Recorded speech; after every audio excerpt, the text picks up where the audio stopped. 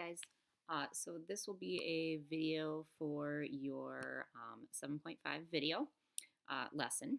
I'm recording this on my computer at home without the Promethean board. So most of the time that I need to write something, I'm going to type it if I can. But if it's going to be hard to type, then I'll use my pen. But just keep in mind that it might be a little sloppy. So just bear with me. First things first, go ahead and get out your warm-up sheet and then read over this warm-up and figure that out. If I were you, I would take a second to pause the video so that you have some time to think about this and get this done.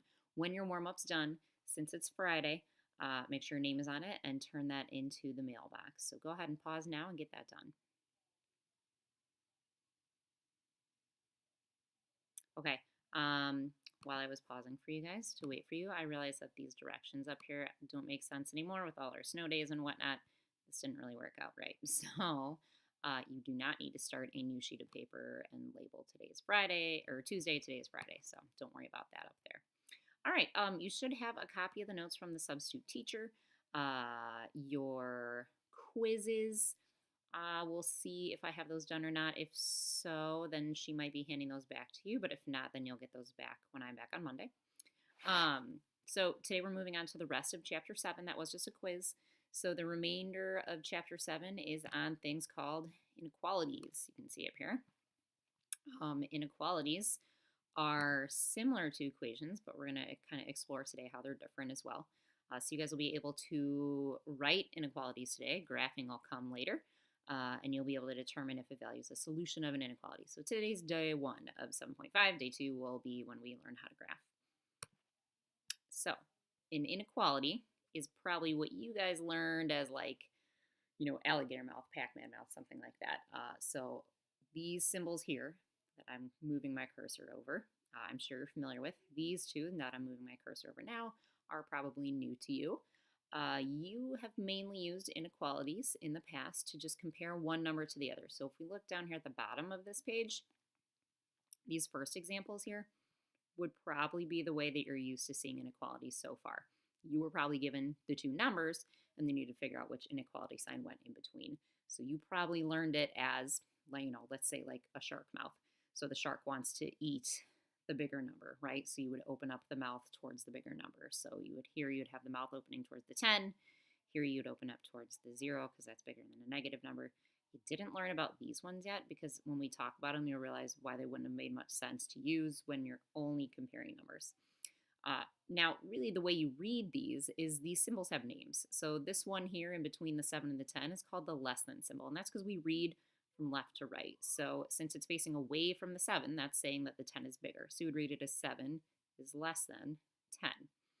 This one is the greater than symbol because, again, since we read left to right, you would say that 0 is greater than negative 5. And we'll come to these two in a minute. Underneath, you can see I gave you also examples of where we use inequalities where one of those things we're comparing to is variable. So think we just did a lot of work with variables in the beginning of Chapter 7. I was solving equations. So now you're going to see variables in inequalities. And that's why these symbols are going to start to make more sense. So you've got x is less than 4, y is greater than 18. When you have a variable as one of the things you're comparing to, that means there's a lot of numbers that could go in here for x. So I'm going to type for a second here. What I would normally say to you guys now would be for me to have you think about this solution, x equals 4. That's the kind of solution you would have gotten on your quiz, let's say, when you solve an equation. There's only one number that works here, and that's 4 for x, right? Anything else in the equation wouldn't have worked. So let's say the original equation was just something easy like x plus 3 equals 7. The solution of that equation would obviously be x equals 4. That's the only thing that works in that equation, right? But if you have x is less than 4, there's a lot of potential numbers that work for that equation, that inequality. So, obviously x could be 3, right? And I'm just going to list values. I'm not going to put an equal sign because I don't want to confuse ourselves, okay? So x could be 3 in this inequality. It could be 3.9, right? That's still less than 4. It could be 2. It could be negative 7. Lots of different values that would work for x there, right? Values that wouldn't work would be 4, because 4 isn't less than 4. 5, 6, 7, 23, 42, right? all those numbers are bigger than 4. So while there's a lot of numbers that do work, there's also a lot of numbers that don't work. But like an equation has only one solution, inequalities have many, and that's just a few that I listed out there. That's the big difference between equations and inequalities, is inequalities can represent a lot of different solutions, whereas equations are just representing that one. So the official definition here is an inequality is a mathematical sentence that compares expressions. That's a key part of our definition here. We're comparing two things. So here you're comparing 7 and 10. Here you're comparing x and 4. So then all these values compare to 4. It contains the symbols either less than, greater than, less than or equal to, or greater than or equal to is how you say those two symbols. So write an inequality, because a lot of your homework today is going to be, you're going to be given a phrase or a sentence, and you're going to have to write the inequality for it. You're going to look for these phrases that we're going to fill in that table below to determine which inequality symbol to use. So now we're going to fill out those key phrases that indicate to you one of these symbols. Remember, for equals, the big word was is, right? If we saw is in the sentence, we knew that meant equals. Now there's going to be a lot of different phrases that could indicate one of these symbols. So important that you guys write these all down. So pause if you need to for the video so that you can get it all in. Okay, so first symbol there, its main name would be the less than symbol. So that's the most commonly phrase you're going to see for that symbol. Is fewer than, though, would also be a key way of saying that. Sometimes kids get confused because they say, well, less than means subtraction, Mrs. Gillespie. And you're right, it does. The is there is the big key. So remember how we said is means equals? So seeing that is before the phrase less than is indicating that we're talking about an equality sign instead of saying subtraction. Okay, so make sure you look for the is less than or is fewer than.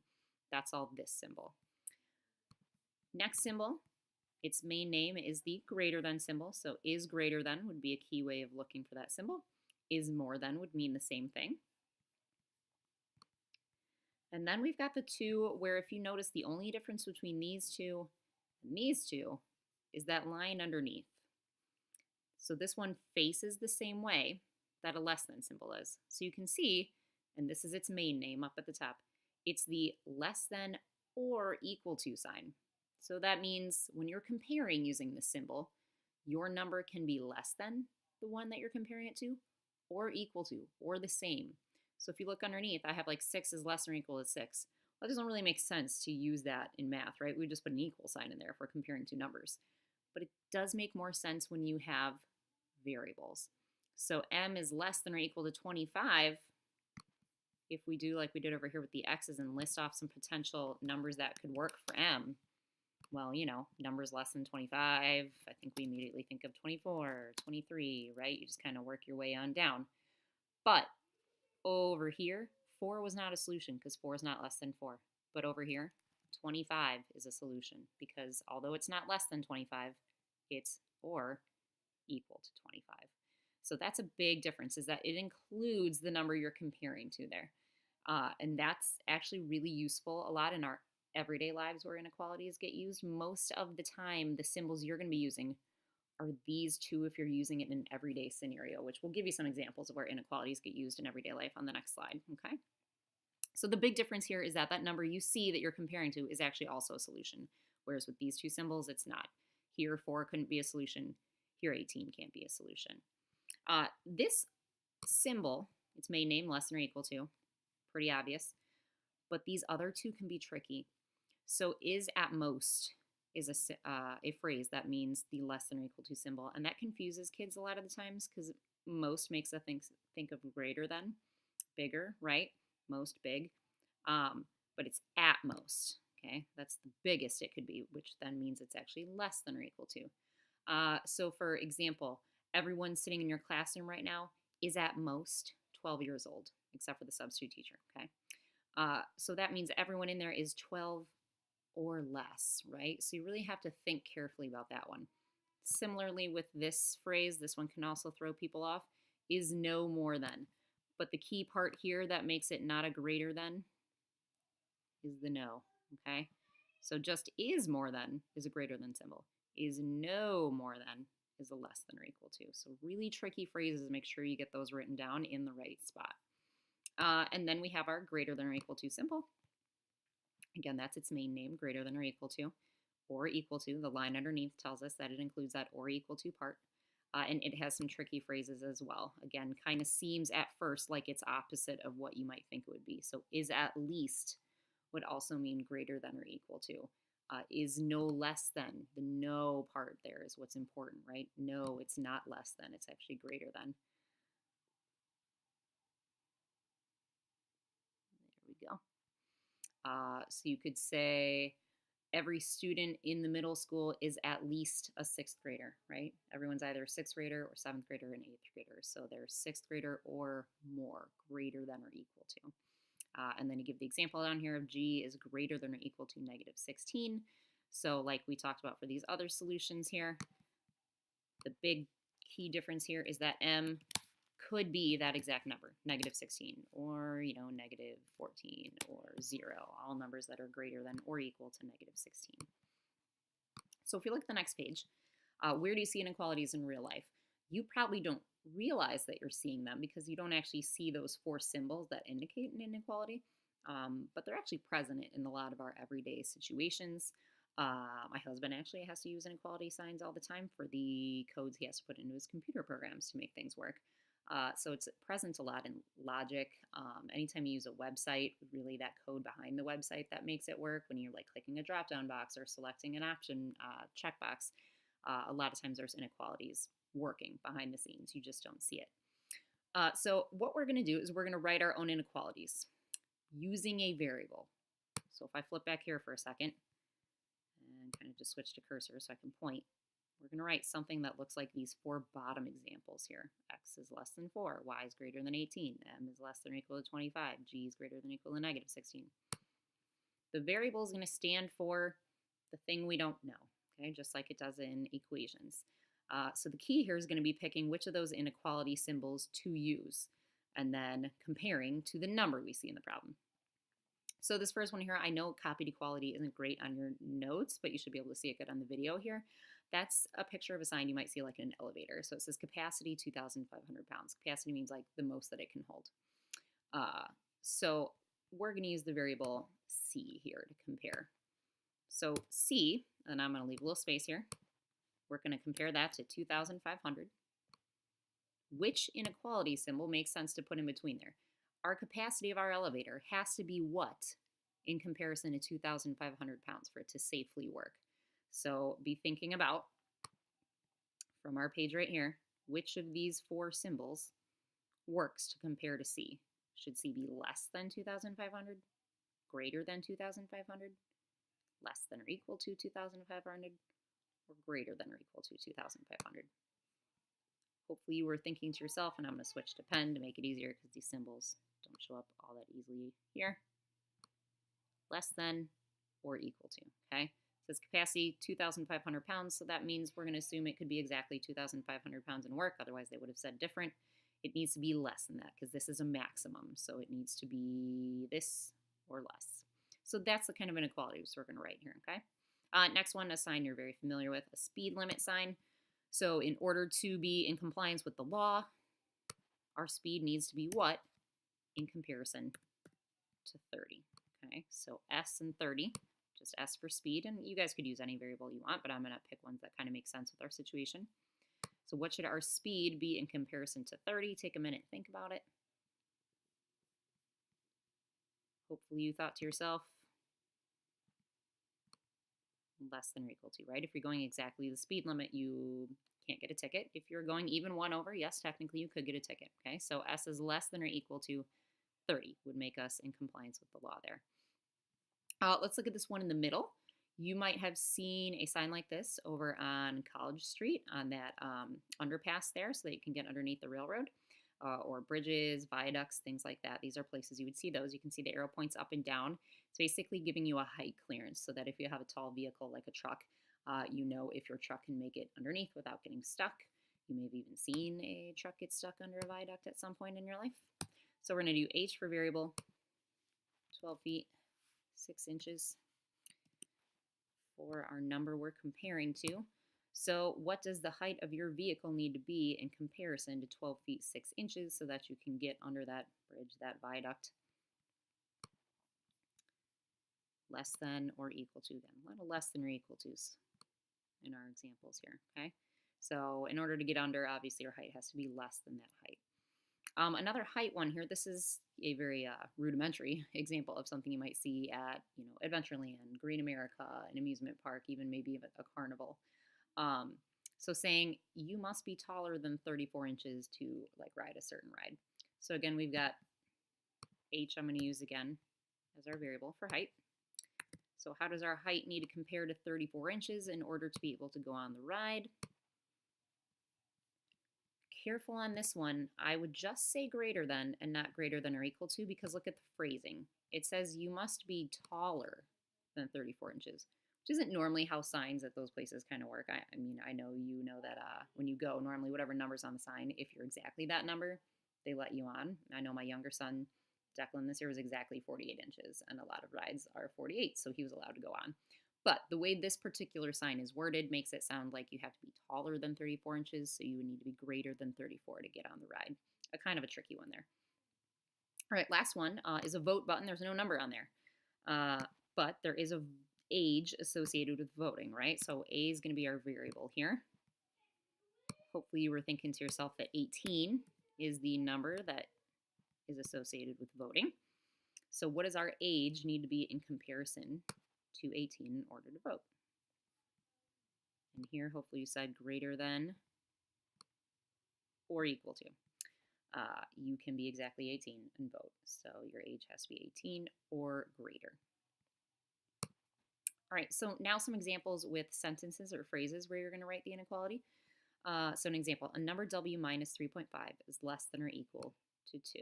A lot like when you guys wrote equations at the beginning of chapter 7. There I said, look for the is first so you could find the equal sign. I would give you the same hint here. Look for the is because all those phrases start with is, right? Every single one starts with is. So look for the is, and then there's going to be several words after they're going to help you indicate which of these symbols is the right one. So number w minus 3.5 is less than or equal to. That entire phrase is needed for us to figure out which inequality sign we want to use. I'm going to type sum right here. So w minus 3.5 is less than or equal to, oh, that's a terrible symbol, 2. I'll just write the 2 there, okay? So that's what our inequality would look like. Don't need to solve any yet, although that's eventually what we're getting to in the end of chapter 7 here. But for right now, you just need to write the inequality. So number 1, a number b is fewer than 30.4. So look for your is and then your words after it. So is fewer than. So then be thinking about, and until you guys get used to this, you might want to go back and look at your table, which of these symbols makes sense for that inequality. So you can see it's the less than symbol. This one just has a variable and nothing being added, subtracted, multiplied, divided to it, okay? And then the number it's comparing to. So this is a pretty basic one. You would just have b and 30.4, and then your less than symbol in between. So that'd be your inequality. All right, we'll do one more together, and then I'll have you guys pause the video and try to do those bottom 2 on your own to get a little practice. Twice the number k is at least 7/10. Is at least. So this time I won't flip back, but you guys probably will want to look at your notes there and see if you can figure out which inequality sign makes sense. Okay, so twice the number k, twice means times 2, right? So, whoops, 2k. Or 2 and a times sign, but again, not an x like we did with equations. We don't kind of avoid x as a multiplication symbol here. Comparing that to 7/10 is at least means it's that much or bigger. So 2k is greater than or equal to 7/10. If you look back at your table here, is at least falls under there. All right, you guys try the next 2. Pause and give yourself some time to work on it, and then check back in when you're done. All right, let's see how you did on your own here. The quotient of a number j and 3 is no more than 12. So quotient is division. So j, I'm going to show it as a fraction, just because that's going to be a little easier for me than doing the division sign. But if you did the little, dash, dot, dot, that would work too. Your phrase is no more than, Another tricky one is no more than. So not more than, no more than. So not a greater than, a less than, or equal to. And remember, all these tricky ones are all the or equal to ones, right? So if you're thinking to yourself, this is a tricky one, you know you need the line underneath. And then that's no more than 12. All right, last one, the sum of a number y and 6 is more than 20. Is more than. No, no. So that means it truly is just a greater than symbol. I know 20 is going to go on this side because it was on that side of the phrase. And then sum, remember, means addition, so y plus 6. Alrighty. Okay, I think this is our last, oh no, I don't want to do that. Okay. Our last, oh, I lied, 2 slides more. Okay, so solutions of an inequality. Last concept we need to learn. It takes 2 slides to do it. So a solution of an inequality is value that makes the inequality true.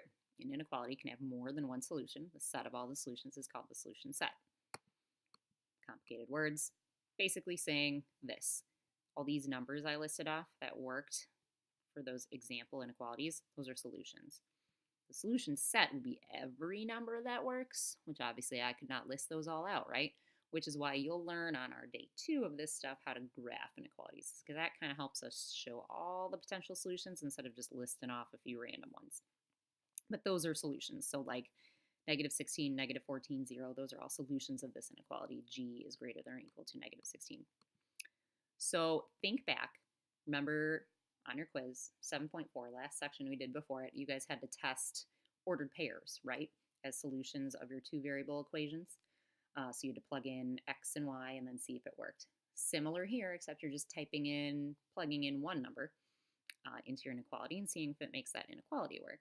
If it does, your answer is yes. If it doesn't, your answer is no. So this shouldn't be too hard to figure out because you've done something similar for this already, okay? So think about the inequality. X is greater than or equal to 5. I'm going to have you test a few different solutions here, and we're going to decide if it's true or not. Much like you did with section 7.4, you're going to take the value they give you for x, so in this case 4. It's not going to be listed as an ordered pair because there's only one number. You're going to put that in wherever the x is in the inequality, and then see if it makes the inequality true. So for 4, I would put 4 in where the x is, and then I still have my inequality sign and my 5, and we're asking, is this true or not? Okay, so is 4, you're going to have to remember what the symbol means. Is it greater than or equal to 5? No, it is not. So 4 is not a solution of that inequality. Okay, so your answer would be no. This would be your work, showing putting it into the inequality. So next one, oh, Siri thinks I'm talking to her. I am not. So next one, put in 5. So 5, is it greater than or equal to 5? Well, it isn't greater than, but it is equal to, right? So because it's using the greater than or equal to symbol here, our answer is yes. Ooh, that's some great handwriting.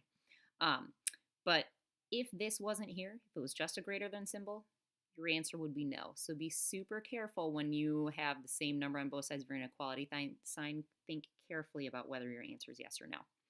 And then last one here, testing 6 as a solution. So 6, is it greater than or equal to 5? Yeah, it sure is. So our answer there would be yes, 6 is a solution to the inequality. Boom. All right. So let's practice. It says evaluate the following inequalities to determine if a value for 4 x is a solution. On your homework, they're going to give you the inequality. They're going to put a little semicolon, and then it would say like x equals 4. So I just want you guys to see how this is going to look on your homework because sometimes this messes kids up. So everything before the inequality, or sorry, not the inequality, the semicolon, everything before the semicolon is your inequality. And then they're giving you that value they want you to test afterwards. Now we're just going to do 4 for all of these inequalities just to keep it consistent. But on your homework, they'll leave you a different value for each one. So make sure you're paying attention. So for this one, x plus 1 is less than 3 is how you'd read that inequality. So if we put in 4 for x, then that means we got 4 plus 1. Is it less than 3? Well, do the math. 4 plus 1 is 5. And most of these you are going to have to do math, unlike that real simple one we just did where you just plugged in the numbers. So is 5 less than 3? It is not. So your answer would be no, that's not a solution of the inequality. So over here, same thing, still testing it for 4, okay?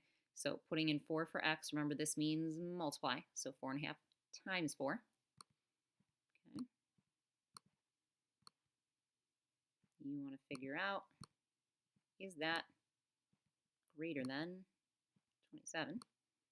So you might want to pause a minute here so you can get the math figured out, figure out what 4.5 times 4 is. All right, you could even mental math do this, so 4 times 4 is 16.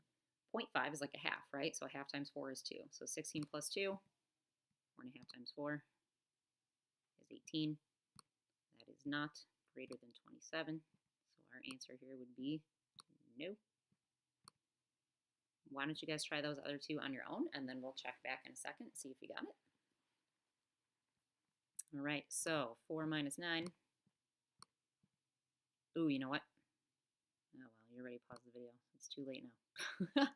I was gonna have you guys change that to x plus 9, and that would have made more sense because you don't really know how to do 4 minus 9 yet. So maybe we'll just talk about that now. So you probably did this, got confused, and then unpaused the video to figure out what the heck I was talking about. So I was gonna say, and I forgot to do it, that I keep forgetting to change my notes on this to be x plus 9 is greater than or equal to 13. That would have made more sense, okay? So let's just go back and pretend like it's that for this one. So if we add 4 plus 9, that'd be 13. This is the example I wanted us to go over because now we've got where it's the same number on both sides of the inequality sign. So I'll give you a minute to think about it before I just dump the answer into here since I had the wrong example to begin with. So what do you think, yes or no? It's saying that 13 is greater than or equal to 13. Hopefully you said yes because it's got that or equals to line underneath, right? Although 13 isn't greater than 13, it is equal to it, so that's a yes. This one tends to trick kids. I didn't mess anything up here. This is the way I wanted you to have it for this one. So we got one that was correct. So when you put in 4, you got 4 over 5 is less than or equal to 0. So remember, fractions mean division, but you don't really need to divide here because it is also a fraction when you put it in, right? 4/5. Okay, so think about that fraction, 4/5. Is that less than or equal to 0? A lot of times kids say yes here, and I think it's because you're thinking of 1 and not 0. 4/5 is less than 1, right? It's less than a whole, but it's not less than 0. Numbers less than 0 are by definition negative. Like look up at that number line on my board there. 4/5 wouldn't be less than 0. It would be between 0 and positive 1 and like closer to the 1 than the 0, right? So this one I think just trips kids up because you're thinking of less than a whole instead of less than 0. So the answer here would be no, because 4/5 is not less than 0. It's not negative. But that's kind of a tricky one. All right, that's it for today. Check in with the substitute, show them your notes, and then you can get started on your homework.